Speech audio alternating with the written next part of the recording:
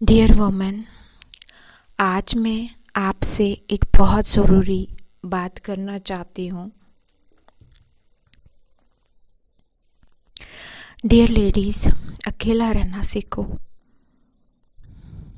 खुश रहना सीखो और सबसे ज़रूरी अपनी खुशी की जिम्मेदारी खुद लेना सीखो। मैं आपसे ये नहीं कह रही कि आप रिश्तों से दूर हो जाओ। मैं ये नहीं कह रही कि शादी मत करो या लोगों से मोहब्बत मत करो, बिल्कुल करो, लेकिन इतना भी मत दो कि एक दिन खुद को ही खो दो।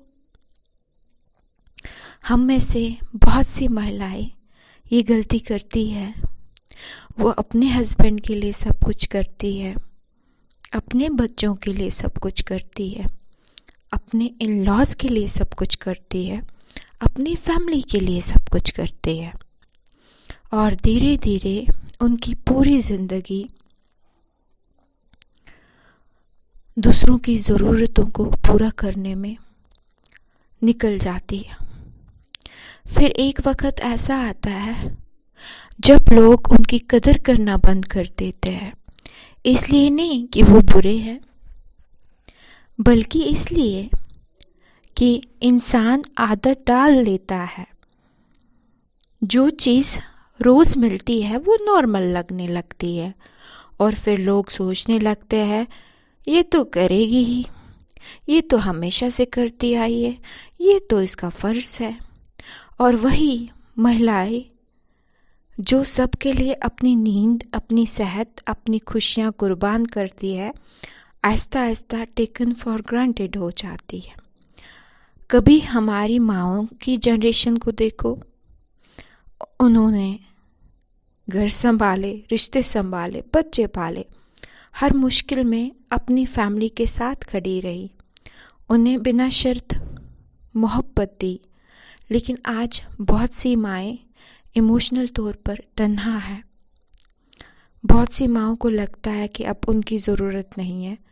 क्यों? क्योंकि हम उनकी मोहब्बत के आदी हो गए हैं। हमने उनकी कुर्बानियों को नॉर्मल समझ लिया। हमने उनकी मौजूदगी को ग्रांटेड समझ लिया। और ज़िंदगी का ये बहुत कड़वा सच है, जब हम सिर्फ देने वाले बन जाते हैं, लोग लेना सीख जाते हैं।